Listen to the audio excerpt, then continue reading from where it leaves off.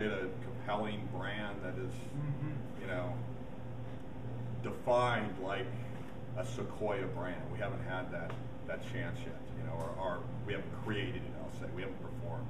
So maybe things like demand media, maybe things like MySpace, you know, maybe a few hits that are, 500 million and on up will change that because that'll help the ecosystem grow. Because certainly as an early stage investor, I assume you believe that being local, being close to your companies, especially when they're at the two guys in a dog stage, is really important.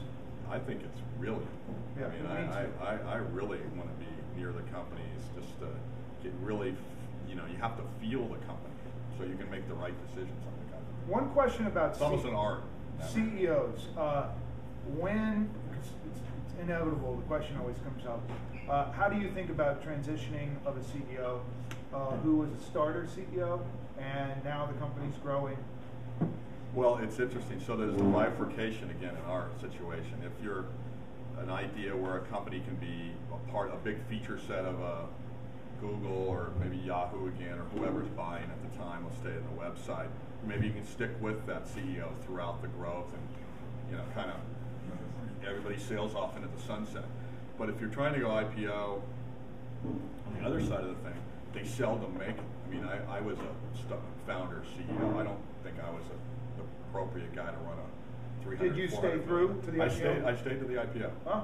But I don't think I was the appropriate guy to run it at the time. Did any of it, was it VC backed? Oh yeah. Did any of the VCs come to you at some point and say, we need someone who's done the IPO before? Well, I was young in a relative sense, before the internet. So when we went public, I was 30.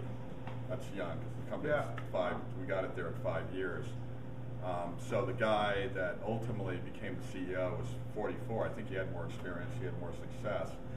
It was interesting. The guy who told me don't give it up who was on the board was Jim Clark, who was the founder of Netscape. He wanted me to stay. I wanted to move back to Southern California. The VCs were just quiet about it. They just let it. And they were KP and NEA were strong VCs. That's pretty rare where VCs are quiet. They were quiet. They let it kind of, like, let's see what the kid does kind of thing. Now, how does that impact you when you think about, all right, the company could use someone with more experience? How do you go about doing that? I mean, as an entrepreneur in that case? No, as a VC. I try and be honest with them. That's the best way I am with the companies. I mean, we're almost watching. Like, you don't know how big the company's going to be, right. So you wait and see, but you're honest with them. Sometimes we're doing a new deal right now, cloud-based deal, and we're upfront with the guy. He's not the long-term CEO, and we're telling him that upfront right now. We'll work with him. We'll coddle it. We'll help him find the right guy. We'll do it with him, and we mean that. What's his reaction then? Does he want to? He's been good about it. I mean, he wants the money. Right. Okay. Right. So, I mean, he's being very polite with us because I think he wants the money. But also, he's kind of a scientist type. He's not the right external-facing guy. So maybe in his own heart, he knows. It's just that maturity level. Versus some guys don't.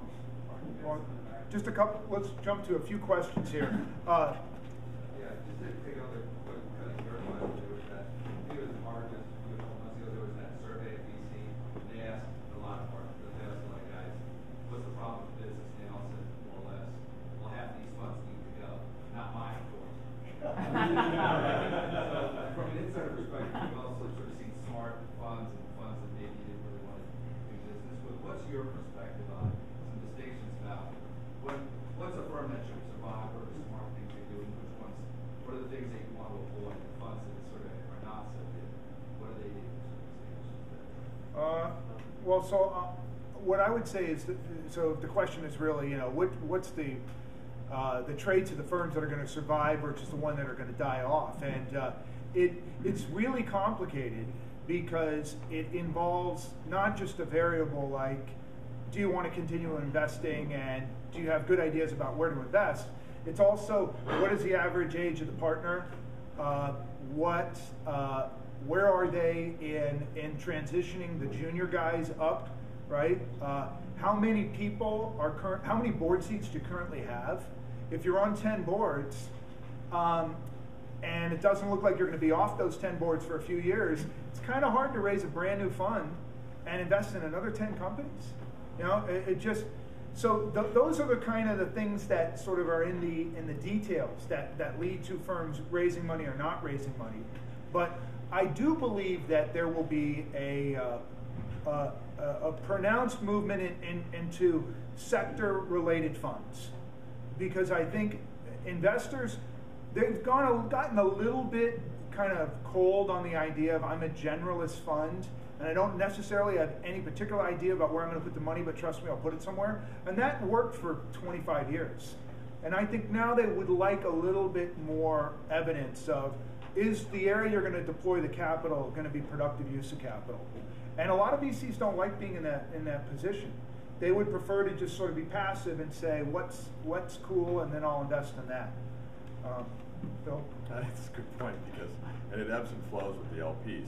Like, no, the venture guys don't want to be pigeonholed into one sector, because what if it doesn't work? You know, they were wrong too. So I think that's a good point. What I look for now, I mean, I've seen these. Picking on the Bay Area for a second, but I had this bad experience where I watched them just kind of do this group think when they fly down on a private jet. We have a rule: don't invest with guys who have private jets. We'd like to have one, but we don't invest with them. So at the end of the day, I mean, these are like jokes we do. We're very collaborative as a firm. We're talking all the time to each other about what you think of this, what you think of that. A lot of venture firms are very siloed. They come to their partner meeting, they talk about their deals, they go away and work on them. They don't really interact that much, I mean, on the deal. We're just different. We want to talk about everything. We want to, what you think of that guy, what you meet him for me, this and that thing. But to answer your question, what I look for is really a lack of arrogance, because you know, a lot of it's luck. You know, you can pick guys, qualify it, and a lot of it's luck. So I'm looking for guys who have a lot of energy and don't take themselves that seriously in that regard. Yeah. Greg? Comment question. On an niche thing, I see that happening. A lot of